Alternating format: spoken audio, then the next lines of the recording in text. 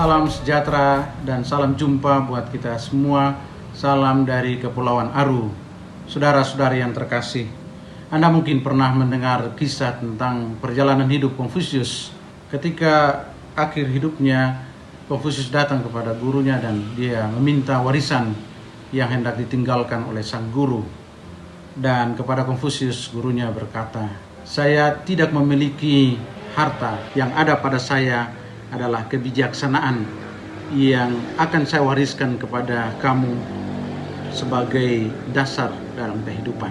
Konfusius bertanya, kira-kira warisan kebijaksanaan apa yang hendak guru berikan? Gurunya mengatakan, "Kalau engkau pulang ke kampung halaman, menunggangi seekor kuda, sebelum memasuki perkampungan itu, janganlah duduk di atas kuda, tetapi turun dan jalan kaki bersama-sama dengan kuda untuk memasuki perkampungan itu." Gurunya menjelaskan bahwa nilai utama yang harus kamu miliki adalah kerendahan hati. Duduk di atas kuda sebagai lambang kesombongan, kemegahan, kekuasaan. Saudara-saudari yang terkasih, hari ini kita mendengar kisah yang disampaikan Yesus tentang semangat dan hidup orang Farisi dan pemungut cukai.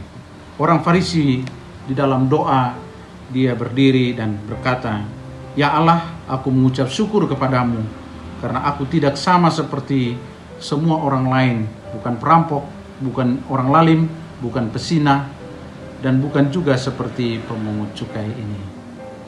Aku berpuasa 2 kali seminggu, aku memberi 10 dari segala penghasilanku. Tetapi pemungut cukai, ia berdiri jauh-jauh, bahkan ia tidak berani menengadah ke langit, melainkan ia memukul diri dan berkata, 'Ya Allah, kasihanilah aku, orang berdosa ini.' Tuhan berkata, 'Aku berkata kepadamu, orang ini pulang ke rumah sebagai orang yang dibenarkan Allah dan orang lain tidak.'" Kita semua bercita-cita untuk menjadi orang kudus, sebagai orang beriman. Dan Santo Agustinus mengatakan bahwa kerendahan hati adalah jalan yang pasti membawa seorang kepada Tuhan dan kepada kekudusan. Di dalam spiritualitas kita, kesempurnaan berarti kekudusan. Sehingga untuk mencapai kekudusan, kita harus pertama-tama menjadi orang yang rendah hati. Saudara-saudari yang terkasih, jika sejenak kita mencoba untuk mengerti tentang kerendahan hati, maka kata yang paling tepat untuk memahami tentang kerendahan hati menurut bahasa Latin adalah humus. Humus berarti tanah, yang dapat berarti kita menempatkan diri membumi ke tanah. Itu suatu sikap kerendahan hati. Kerendahan hati kita mengerti sebagai suatu sikap hormat kepada Tuhan. Karena kita menyadari bahwa di hadapan Tuhan kita ini tidak arti apa-apa sebagai manusia. Dengan semangat kerendahan hati kita bisa mampu untuk mengenal apa yang Tuhan kehendaki dalam kehidupan kita. Dan kita juga mengenal diri kita dalam relasi kita dengan Tuhan. Kerendahan hati menghantar kita untuk semata-mata bergantung kepada Tuhan. Saudara-saudara yang terkasih, mari kita sedikit merenungkan tentang tingkatan kerendahan hati menurut Santo Ignatius. Kerendahan hati pada tingkatan yang paling dasar adalah taat kepada hukum. Tahap yang kedua adalah supaya kita menghindari dosa-dosa. Dan tingkatan yang paling tinggi adalah mengorbankan diri kita demi kasih kita, baik kepada Tuhan maupun kepada sesama. Saudara-saudari yang terkasih, kalau kita melihat tingkatan-tingkatan ini, maka pada tingkatan yang tertinggi adalah kita tidak lagi melihat diri kita sebagai yang utama. Karena yang paling utama di dalam hidup kita adalah Tuhan. Dan kita hanya menempatkan Tuhan sebagai yang utama dan diri kita tidak berarti apa-apa.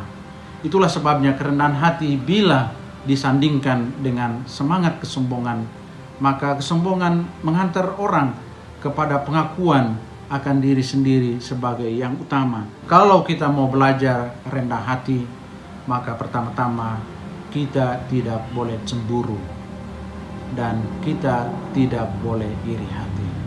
Kadang-kala kita melihat orang lain yang sukses, saudara kita yang mungkin lebih makmur, lebih maju, dan kita muncul di dalam diri kita kecemburuan dan iri hati.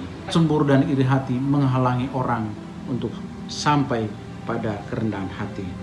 Pengajaran yang berikut dari Santo Ignatius adalah untuk mau menjadi orang yang rendah hati, maka tidak boleh berbicara buruk tentang orang lain dan tidak boleh terlalu banyak berbicara tentang diri sendiri.